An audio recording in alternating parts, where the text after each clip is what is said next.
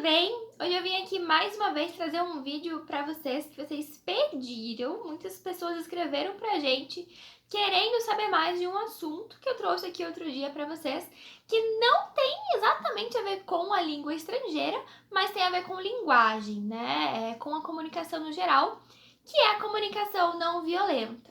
Cada vez mais a gente tem ouvido falar sobre esse tema, mas muitas vezes ainda não está muito claro o que é essa comunicação, o que ela muda, né, no dia a dia das pessoas e como que a gente aplica ela, né? Que acho que é a parte mais trabalhosa, talvez, digamos assim, quando a gente aprende a utilizar esse tipo de comunicação, né? O principal objetivo da comunicação não violenta parece bobo, mas é verdade, comunicar de maneira não violenta. Violência não é só agressão física ou xingamentos verbais, né? Existe algo chamado violência passiva, que é quando nós julgamos, quando nós debochamos, usamos ironia e acabamos não comunicando exatamente o que nós queríamos, né? Não comunicando nossas necessidades exatamente como nós gostaríamos. Então, a comunicação não violenta, ela também vai por esse lado, né? De não usar da ironia, não usar do sarcasmo quando for resolver algum conflito, quando você for solucionar alguma coisa. O foco está realmente em solucionar o problema, né? Em achar uma solução para um conflito, para uma briga, para algo que não está agradando alguém.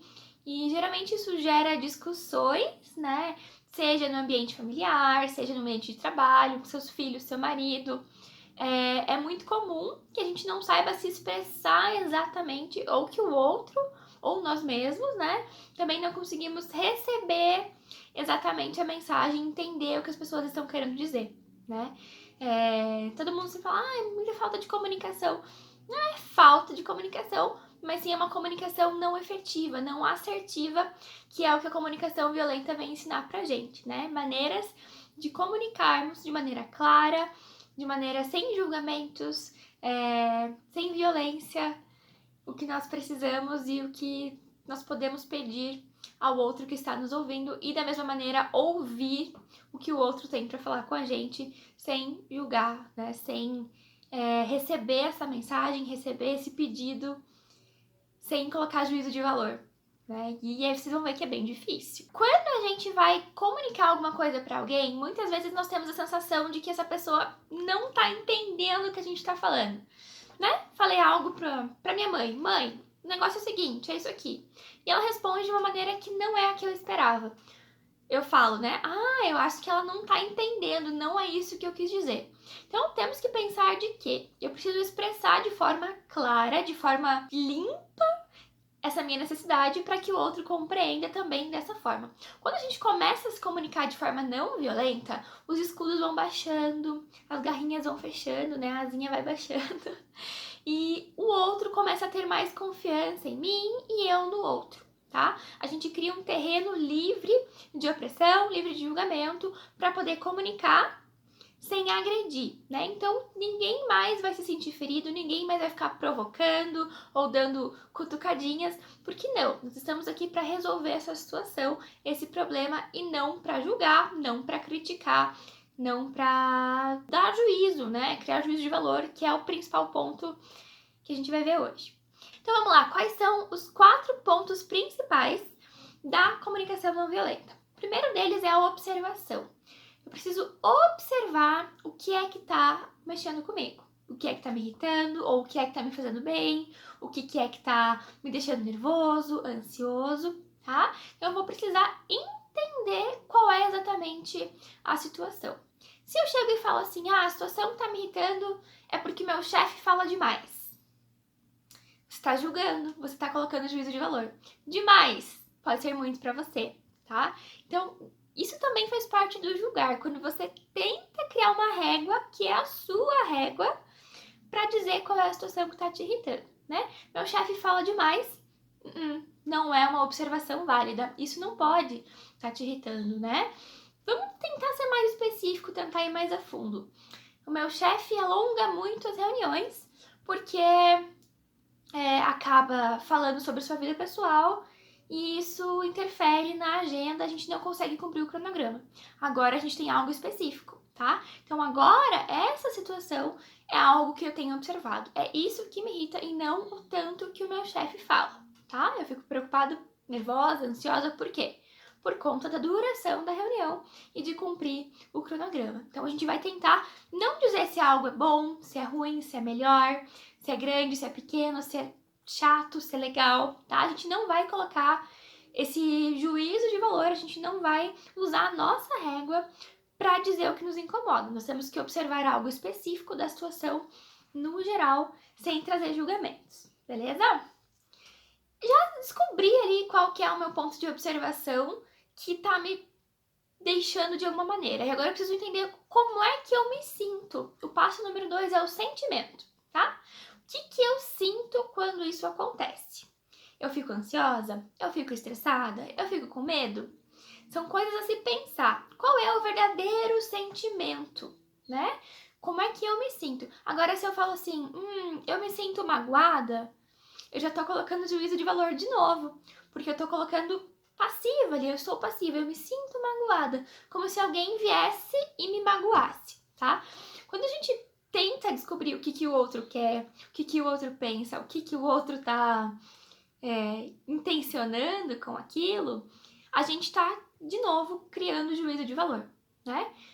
A gente não pode falar o que o outro quer, a gente não pode falar, mas a intenção dele era essa, sem saber na verdade, né? Você pode perguntar pra pessoa, a sua intenção é essa? Aí, ok, aí faz sentido. Mas quando a gente fala assim, ele só tá querendo me deixar nervosa, não é isso, né? Eu estou me sentindo nervosa, mas a situação é outra, é a ação da pessoa que me traz esse sentimento. Então a gente vai também tentar entender com clareza qual é o sentimento envolvido nessa ação específica que está acontecendo, beleza? Já sabendo desse sentimento, podemos ir para o passo número 3, que é a necessidade. Se você está incomodado, se você está se sentindo mal com alguma coisa, é porque provavelmente a sua necessidade não está sendo atendida. Então você também vai ter que entender qual é a sua necessidade nesse ponto, qual é a coisa que precisa acontecer ou mudar para que você pare de se sentir dessa maneira e para que pare de ser uma ação que te incomoda, tá? Então, por exemplo, no caso do chefe lá que fala bastante, que acaba alongando a reunião. A necessidade da pessoa que está nervosa em relação a isso é porque ela precisa cumprir o cronograma para trabalhar melhor, para ter um maior desempenho. Então, ela tem uma necessidade que é cumprir o que foi combinado, né? Que é terminar a reunião a tempo e ter seus horários ali arrumadinhos e organizados como era o planejado, tá? Então, essa é a necessidade da pessoa. Então, ela já sabe qual é a observação, qual é o sentimento, qual é a necessidade.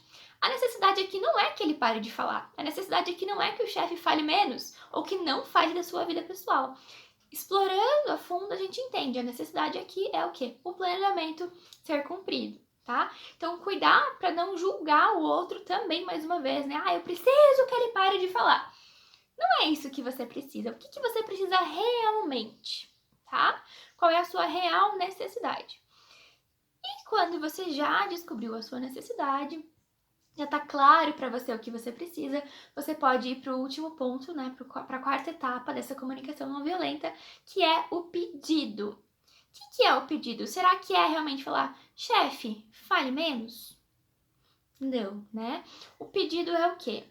Vamos pensar aqui na estrutura toda. Chefe, eu observei que às vezes você se empolga bastante ao comunicar alguma coisa e acaba trazendo suas experiências pessoais para dentro da reunião. São experiências legais, são histórias legais, mas isso faz com que a reunião se estenda um pouco, se alongue um pouco e nós, os funcionários, nos sentimos um pouco prejudicados com o planejamento porque tínhamos a expectativa de cumprir aquele horário daquela reunião. Nossa necessidade é que o planejamento seja cumprido, de que nós conseguimos, né? Para que nós conseguimos terminar a tempo o que a gente precisa fazer, nossas tarefas, nossa rotina ali diária. Então, o nosso pedido é, por favor, preste mais atenção no horário, ou por favor, vamos tentar já combinar um horário maior para essa reunião, para que a gente não crie essa expectativa e acabe sempre se frustrando. Qual que pode ser o meu pedido aqui, né? ou vamos deixar a história pessoal para um outro momento, ou vamos fazer um combinado, quando começar a se alongar, alguém vai te fazer um sinal para a gente voltar ao foco, né? Então vocês vão fazer um combinado entre vocês, entre as pessoas envolvidas, nesse caso o funcionário e o chefe, para resolver esse problema. No final das contas, o chefe não fala demais, né? A gente só queria resolver o problema do horário da reunião. Então, a comunicação não violenta, ela vem para isso, para te ajudar a entender melhor o que está acontecendo, o que exatamente está te aporrinhando ali, te provocando, e o que você realmente precisa, né? Qual é a sua necessidade, e você vai apresentar isso de uma maneira pacífica para outra pessoa. Quando a gente começa a julgar ou falar, você faz isso, ou você faz aquilo, apontar o dedo, as pessoas não escutam mais.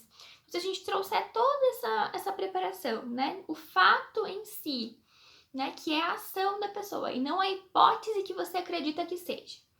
E aí você traz como é que vocês estão se sentindo, você traz qual é a sua necessidade, o pedido ele fica muito mais fácil e geralmente vai ser atendido, vai ser feito um acordo, uma conversa, um combinado, para que, de fato, né, se resolva esse problema.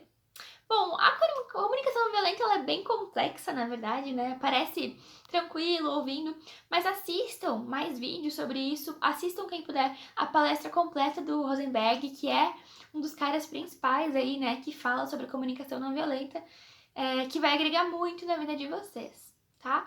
Hoje eu dei uma pequena resumida, tentei explicar um pouco melhor, mas ao mesmo tempo não consigo falar mais detalhes, porque tem muita coisa, né, para se conversar, muitos exemplos para trazer, mas faça um exercício aí, né? Quem chegou até o final, faz um exercício, tenta escrever no papel o que tá te incomodando, né? Pense numa situação e siga os 4 passos, né? A observação, qual é a ação em si, né? Qual é a ação de verdade que tá te incomodando, qual é a situação, né? Não a ação só de uma pessoa, mas a situação no geral.